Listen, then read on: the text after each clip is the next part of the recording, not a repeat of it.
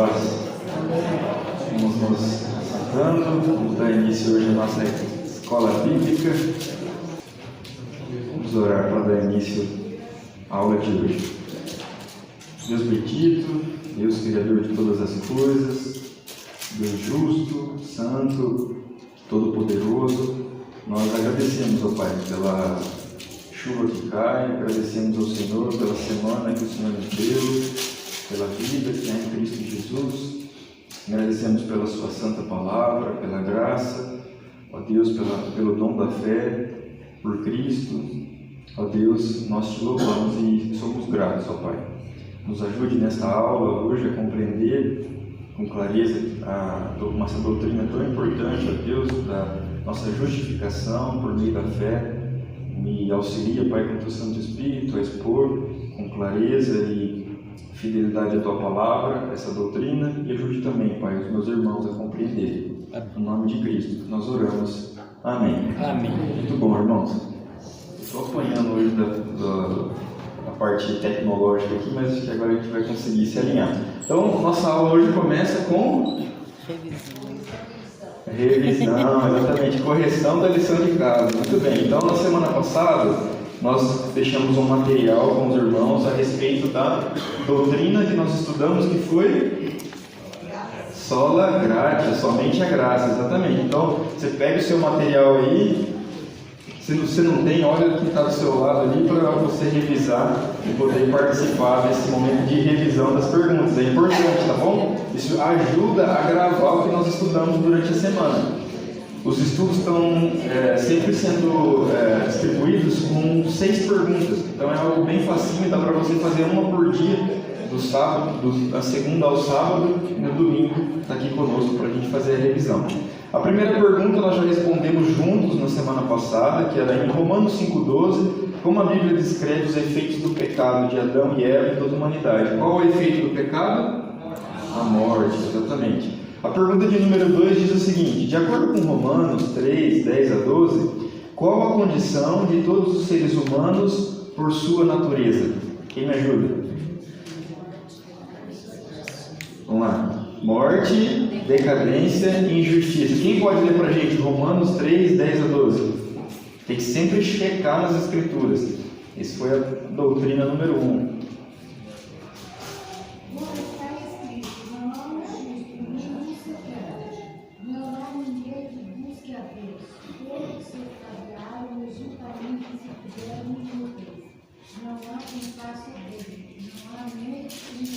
Muito bom, graças a Deus, exatamente. Não há justo, não há nenhum secreto. Essa é a nossa natureza, a condição da natureza humana. A pergunta 3 diz o seguinte: como a Bíblia descreve o homem e seu coração nas seguintes passagens? Lá, quem fez Gênesis 6, 5? E aí, como a Bíblia descreve o homem em Gênesis 6, 5? O homem é? Perverso, mau. Muito bem. E em Jeremias 17, 9? Qual a descrição do profeta a respeito do homem? O coração do homem é enganoso, exatamente. Então, essa é a nossa condição: mortos em nossos pecados, injustos diante de Deus, escravos da natureza pecaminosa, maus e com um coração enganoso. Essa é a nossa natureza, esse é o homem sem Deus. Lá em Apocalipse, pergunta 4, né? Apocalipse 4, 8. Qual é o atributo de Deus mais enfatizado?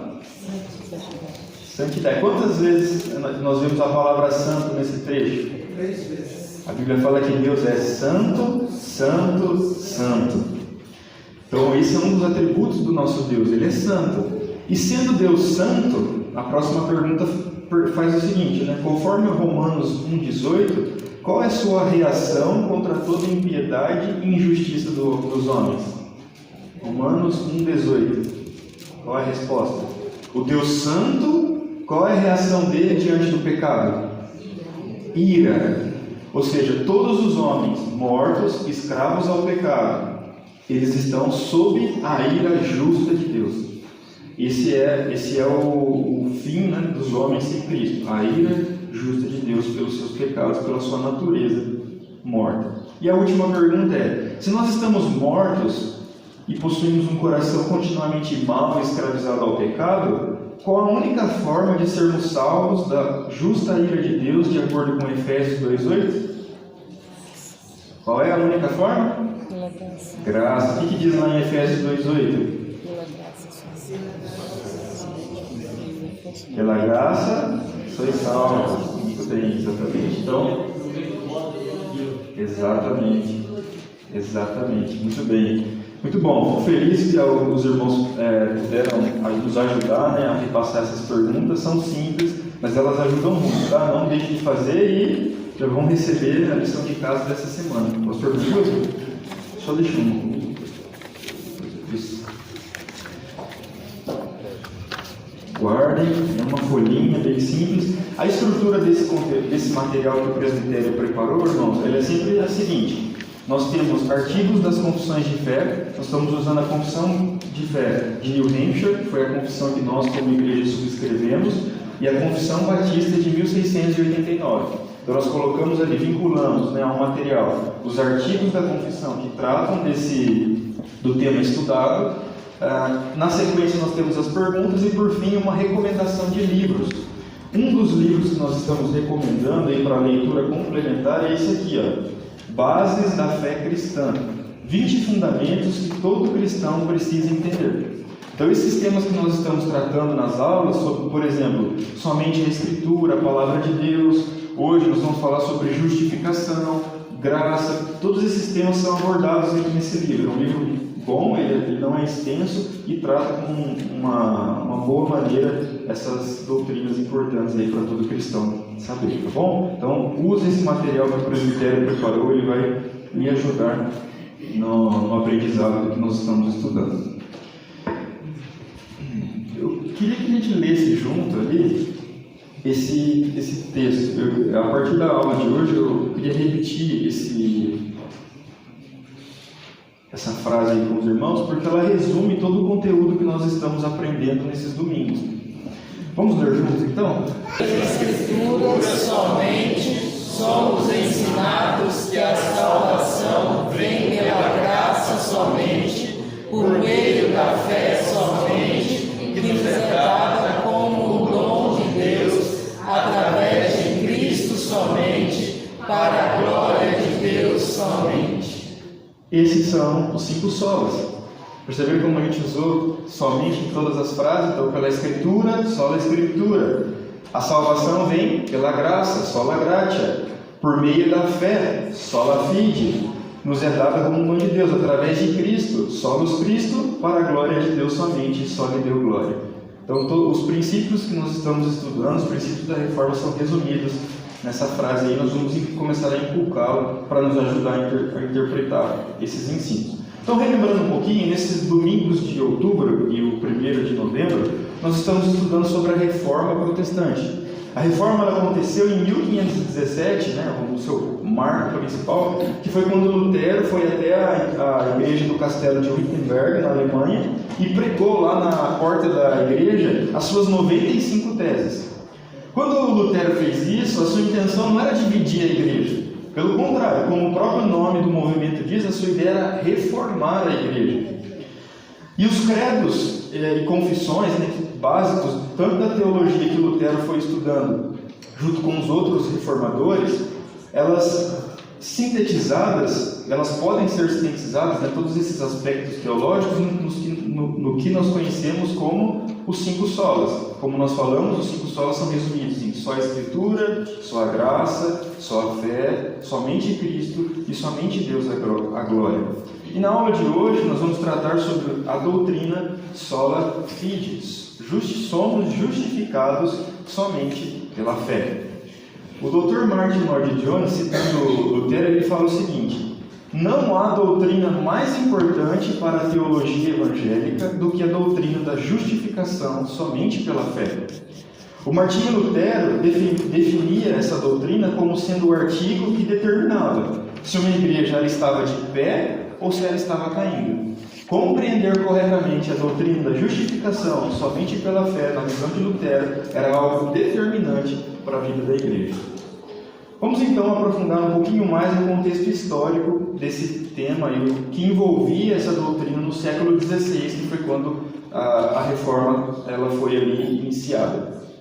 Nesse período da história, a Igreja Romana ela sustentava muitas doutrinas que estavam em aberto desacordo com o ensino da Escritura.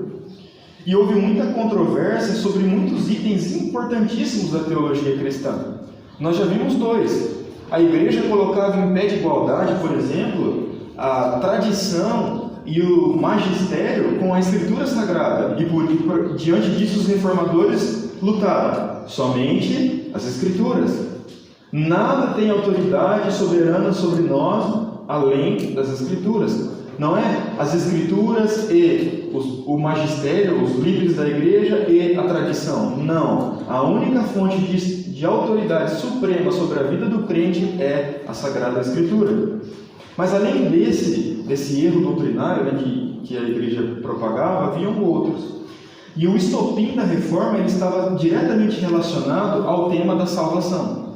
Na aula passada, nós vimos algumas das formas pelas quais as pessoas elas podiam se apropriar da salvação segundo a crença romana. E uma delas era qual? Quem me ajuda a lembrar? As formas pelas quais as pessoas podiam adquirir salvação pela Igreja Romana. Comprando. E como que chamava isso?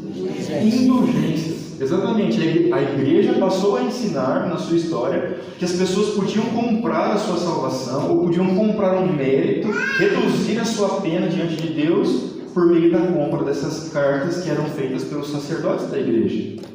Mas essa crença não se harmoniza com o ensino bíblico sobre a salvação. E esse foi o motivo pelo qual os reformadores sustentaram veementemente: a salvação é somente pela graça. Havia, porém, uma forte doutrina romana que afirmava que a salvação era obtida por merecimento. E aí os conflitos eles se intensificaram. Essa crença romana dizia que, à medida que a pessoa ia acumulando mérito diante de Deus, mérito próprio, ela ia ficando cada vez mais próxima da sua salvação. Mesmo que a pessoa não tivesse o mérito suficiente para obter a sua salvação, esse mérito seria levado em conta para abreviar a sua passagem no purgatório, que também foi uma doutrina criada pela Igreja Romana. O modo como o merecimento aumentava era pela prática das boas obras. E entre essas boas obras haviam as ações de caridade, a piedade religiosa e o cumprimento dos sacramentos. Por exemplo, a Igreja ensinava os seus fiéis de que fazer caridade aumentava o nosso mérito para a salvação diante de Deus. É óbvio, irmãos, não há dúvidas de que a ação em favor daquele que é necessitado é uma parte importante da religião cristã. Tiago 1,27 diz o seguinte: a religião pura e imaculada diante do nosso Deus e Pai é esta: visitar os órfãos e as viúvas nas suas dificuldades e não se deixar contaminar pelo mundo. Está claro que nós não podemos negligenciar o socorro aos necessitados. E nós entendemos, como cristãos, que não se atentar a isso, negligenciar o socorro a quem mais precisa, não condiz com o ensino da Escritura. No entanto, não é correto a nós acreditar, ou vincular, ou associar que atender aos necessitados, cuidar daqueles que precisam, dos órfãos, da viúva, que isso nos dá, ou que isso pode estar associado à aquisição da salvação. Isso não é um entendimento bíblico a respeito da salvação, mas a Igreja ensinava no século XVI e ao longo da história que as boas obras por meio do cuidado aos necessitados era uma forma meritória de conseguir, de nos aproximar ou de garantir a nossa salvação. O outro ponto que eu citei a respeito do ensino da Igreja Romana sobre os méritos para a salvação era a piedade religiosa. O que a Igreja queria dizer com isso? Que o cristão que frequentasse as atividades da Igreja, que praticasse as orações diárias, que fizesse devoção aos santos, que ajudassem os sacerdotes e que se envolvessem com o calendário eclesiástico, estes aumentavam os seus méritos diante de Deus. A intensidade e a frequência com que a pessoa estava expressando a sua religião, isso era um mérito, isso era bom, isso lhe concedia salvação e piedade diante de Deus. É óbvio, irmãos. As Escrituras defendem sim que nós precisamos ter compromisso como cristãos com a comunidade da qual nós fazemos parte. Isso faz parte do ensino bíblico. No entanto, atribuir um valor salvífico a isso é ir longe demais. Não era correto, não é bíblico vincular a participação de cultos, a frequência nas atividades da igreja como algo que nos concede salvação. E esse era o contexto que a igreja estava ensinando nesse período da história. A igreja também ensinava que a participação dos sacramentos era um instrumento, um meio pelo qual as pessoas seriam salvas. No Concílio de Trento, em 1547, a igreja de Roma ela expressou alguns pontos que eram reivindicações-chave diante desse contexto. Olha o que a igreja falou. Primeiro, que os pecadores são justificados pelo seu batismo. Ou seja, as pessoas são vistas como justas diante de Deus por se batizarem. A igreja também anunciou que a justificação é pela fé em Cristo e pelas boas obras de uma pessoa. Ou seja, eu tenho Cristo, mas ir à igreja, mas ajudar aos pobres, mas cumprir os sacramentos. Não é somente Cristo, é Cristo e, Cristo e, Cristo e. Ele também ensinou que os pecadores não são justificados simplesmente ou unicamente pela justiça imputada de Jesus Cristo a nós. E eles também ensinavam que uma pessoa podia perder a sua posição de justificação. Uma declaração que está no cânon 9 da igreja diz o seguinte, eu vou ler na íntegra.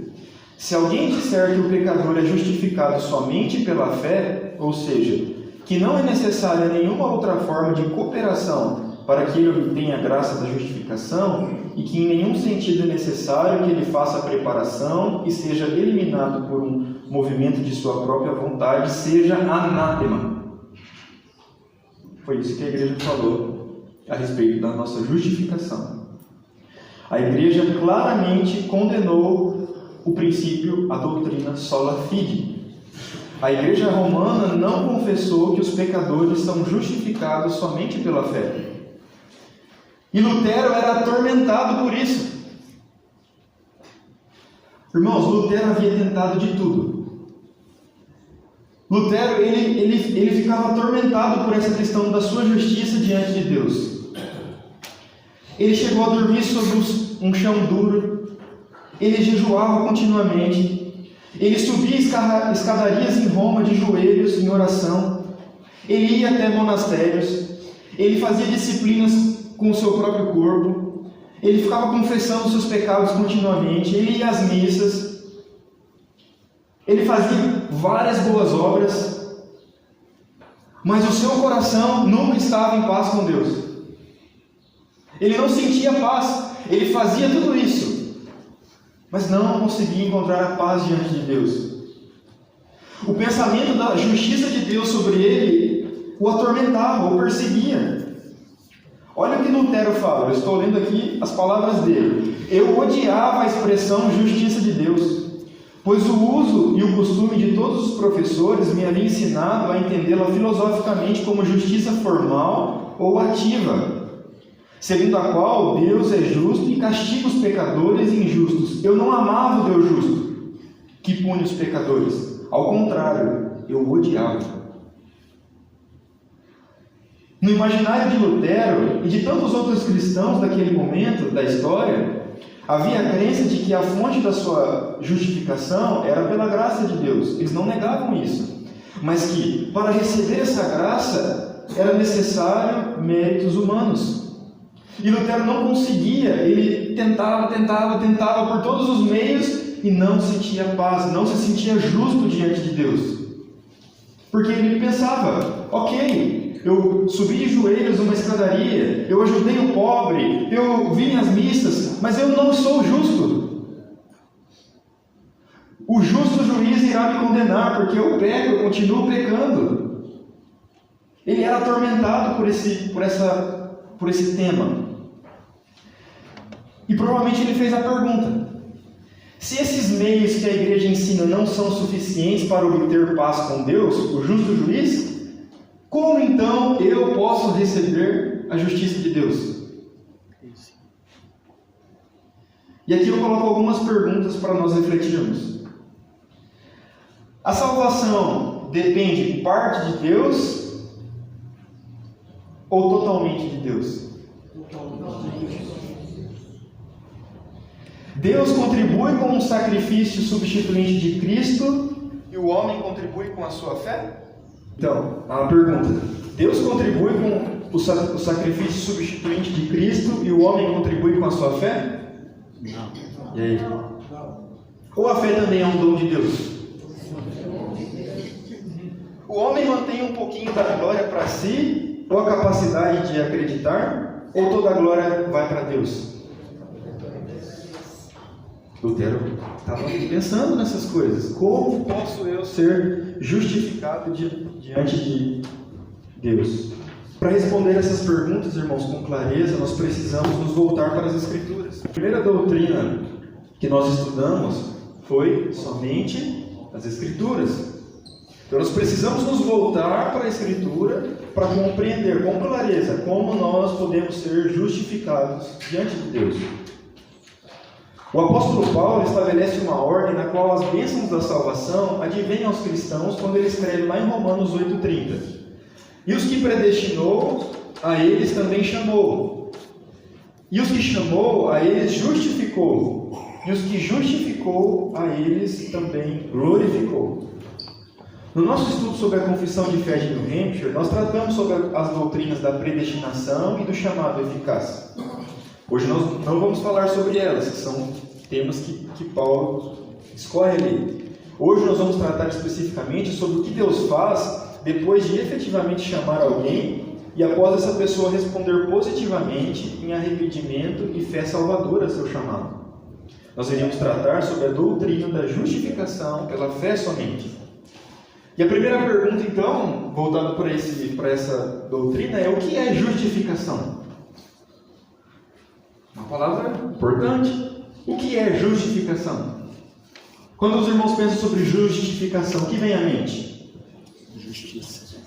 Justiça é um termo que parece estar vinculado a algo como um tribunal, correto? Nos tribunais humanos, as pessoas são declaradas culpadas ou justas. Justificação é uma declaração legal de Deus. Justificação significa ser legalmente declarado justo diante de Deus. Aqui em cima, e você que está com a sua lição de casa aí, abra na pergunta número 1. Se você tem uma caneta, já aproveita, a resposta está ali. Justificação é um ato da livre graça de Deus, através da qual Ele perdoa todos os nossos pecados e nos aceita como justos diante de si, somente pela justiça de Cristo, a nós imputada e recebida pela fé somente. Essa é justificação. Pergunta de número 1 diz o seguinte: o que quer dizer justificação? É isso que eu acabei de ler. Vamos ler juntos? Justificação é um ato da livre graça de Deus, através da qual Ele perdoa todos os nossos pecados e nos aceita como justos diante de si, somente pela justiça de Cristo a nós imputada e recebida pela fé somente. É isso que significa justificação. Quando alguém atende ao chamado de Deus em arrependimento e fé, o Senhor responde a essa fé ao considerar perdoados os pecados dessa pessoa e atribuir a ela a justiça de Cristo como pertencente a ela. Quando alguém, nesse preciso momento em que a pessoa se arrepende e crê em Cristo, Deus declara essa pessoa como justa à sua vista. Esse ato de Deus é chamado justificação, que é um ato legal e instantâneo de Deus, no qual, primeiro, Ele considera todos os nossos pecados perdoados e atribui a justiça de Cristo a nós. É um ato, irmãos, único, em que Deus perdoa todos os nossos pecados e atribui a justiça perfeita de Cristo a nós. E em segundo lugar, Deus nos considera justos e moralmente retos à sua vista. Isso é o que é chamado de justificação. É um termo legal em que Deus nos considera justos e perdoa todos os nossos pecados e atribui a justiça de Cristo a nós. Deus nos veste com as vestes de Cristo. Mas há uma pergunta importante sobre isso. Eu vou precisar de 3 irmãos, eu vou escolher para me ajudar. Nascimento, você pode ler Romanos 3,26 para mim? A reputação da sua justiça sempre presente, para que ele seja justo e também justificador daqueles que têm fé em Jesus. Muito bem. Nesse versículo, qual é o único meio descrito para sermos justificados? Mediante a fé. Mediante a fé. Alguém discorda? Muito bem. Pai, Romanos 5,1, lê para mim, por favor. Tendo, pois, justificados pela fé, temos paz com Deus, por nosso Senhor Jesus Cristo. Nesse versículo, qual é o único meio descrito para nós sermos justificados? Pela fé. Muito bem. Roberto, vai lá. Gálatas 2,16. Sabemos que ninguém é justificado pela prática da lei, mas mediante a fé em Jesus Cristo. Muito bem. Nesse versículo, qual é o único meio descrito para nós sermos justificados? Vir na igreja? Não. Ser batizado? Não. Fazer boas obras? Não. Qual é o único meio pelo qual nós somos justificados diante de Deus? Mediante a fé. Esses versículos, irmãos, todos os 3 que nós lemos, eles nos mostram claramente que a justificação é pela fé e pela fé somente. Sola fide, somente a fé. Não há outro meio, não há mérito humano, não há nada que nós, humanos, por natureza pecadores, possamos fazer diante de Deus para sermos justificados. Somente a fé. Agora está muito fácil, precisa ficar um pouquinho mais difícil. Tiago 2,24. Tiago diz o seguinte, os irmãos me ajudam. Vedes então que o homem é justificado pelas obras e não somente pela fé. E aí? A Bíblia está em contradição? E agora? Paulo falou que é pela fé, e o que Tiago falou aí? Não. E aí? Contradição? O que nós aprendemos na primeira doutrina? Somente as Escrituras. As Escrituras têm contradição em si? Não. Então, irmãos, não há contradição entre Paulo e Tiago. O que acontece aqui em Tiago 2,24 é o seguinte. Tiago, quando diz que uma pessoa é justificada pelas obras, ele não está se opondo a Paulo, mas ele está usando o termo justificado num sentido diferente. Paulo usa o sentido de justificado como alguém que é declarado justo por Deus. Tiago aqui está falando num contexto em que justiça ou justificação pelas obras, no sentido de ser justo, ser visto como justo diante de outras pessoas. Ele mostra aqui, ele é evidente pelo contexto, que se os irmãos pegarem Tiago 2, do 18 ao 26, ele está falando sobre a evidência exterior da fé de uma pessoa. Então, quando Tiago fala nesse verso que o homem é justificado pelas obras e não somente pela fé, ele está querendo dizer ser mostrado justo diante dos homens. E não é o mesmo termo que Paulo fala em Romanos, justificado diante de Deus. Então, não há contradição na Bíblia, não há contradição entre o que Paulo e Tiago estão ensinando. Ambos creem que nós somos justificados somente pela fé. Não há mérito humano, sim pela fé. Seguindo, se Deus declara o homem justo à sua vista, esse homem não precisa pagar a penalidade por seus pecados passados, presentes ou futuros. Irmão, o pecado que você vai cometer daqui 1 hora, Deus já pagou por ele. Cristo já pagou por ele. Não há necessidade de nós pagarmos. A justiça de Cristo nos é suficiente. A penalidade pelos nossos pecados foi imputada sobre quem? E não é sobre um ou outro pecado, sobre o pecadinho ou o pecadão. Todos os nossos pecados, do passado, do presente e do futuro. A penalidade por esses pecados.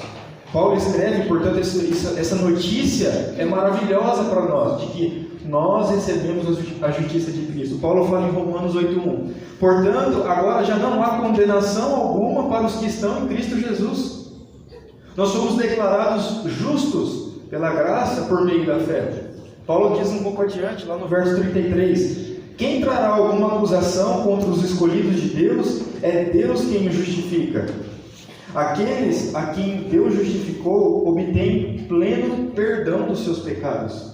E essa notícia é maravilhosa. Os pecados, desses justificados são tidos como perdoados porque Deus os considera pertencentes a Cristo. E Cristo já pagou a penalidade por todos esses pecados. E Deus não considera apenas esses pecados pertencentes a Cristo, como Ele também considera o mérito de Cristo pertencente a nós. Cristo tomou o lugar de culpa que todos nós merecíamos, para que pudéssemos assumir o lugar de aceitação que todos desejamos. Paulo explica em Romanos que a fonte da nossa justificação é a graça de Deus, e a base da nossa justificação é Cristo e a sua cruz. Olha o que Paulo fala: sendo justificados gratuitamente pela sua graça, por meio da redenção que há em Cristo Jesus. E lá em Efésios 2, de 8 a 9, ele deixa claro que a fé é o meio pelo qual a salvação é operada, como os irmãos já me falaram. Porque pela graça sois salvos, por meio da fé. E isso não vem de vocês, é um dom de Deus, não vem pelas obras, para que ninguém se orgulhe. Mas embora a justificação ocorra como ato de Deus em resposta à nossa fé, não significa que a nossa fé tem algum mérito diante de Deus. O ato de crer não é algo que nós devemos nos vangloriar. Em outras palavras, a nossa fé não é o que gera o favor de Deus sobre nós. A Escritura, a palavra de Deus é muito clara. A justificação se baseia unicamente nos méritos e na obra de Cristo. Nunca há nenhum merecimento provindo da nossa fé. Irmãos, essa notícia, essa é de fato uma boa nova. Isso é o Evangelho.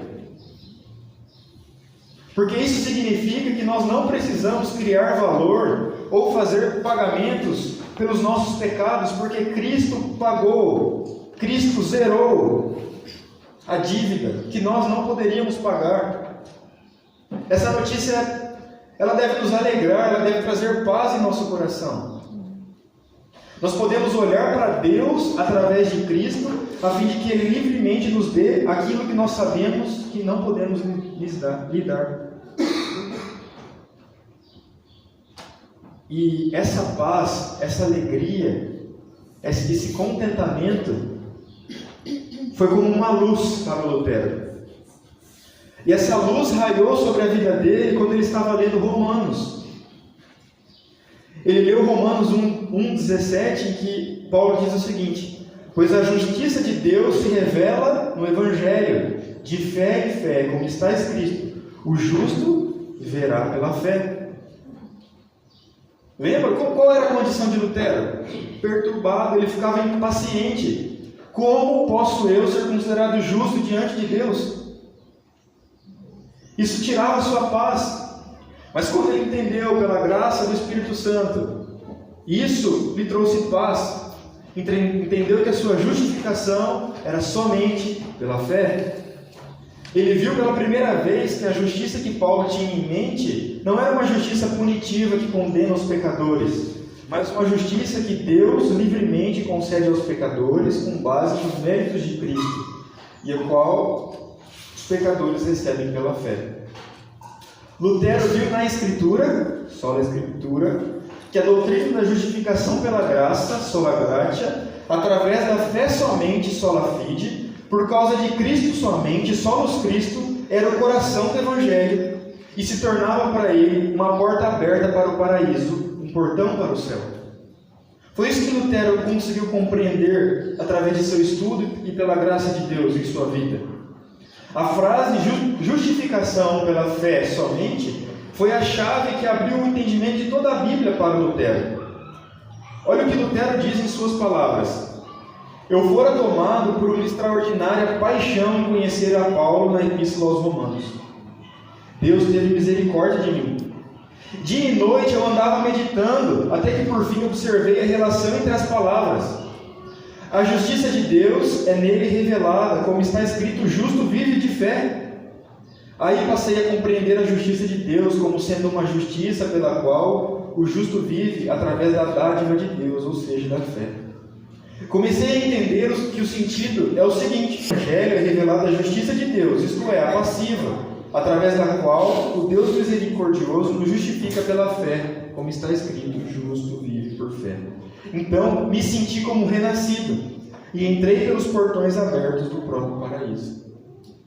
Que bênção, irmãos!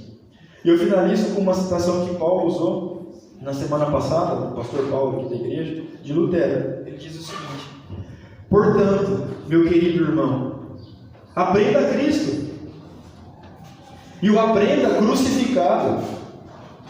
Aprenda a orar a Ele, perdendo toda a esperança em si mesmo, e diga: tu, Senhor Jesus, és minha justiça, e eu sou o teu pecado.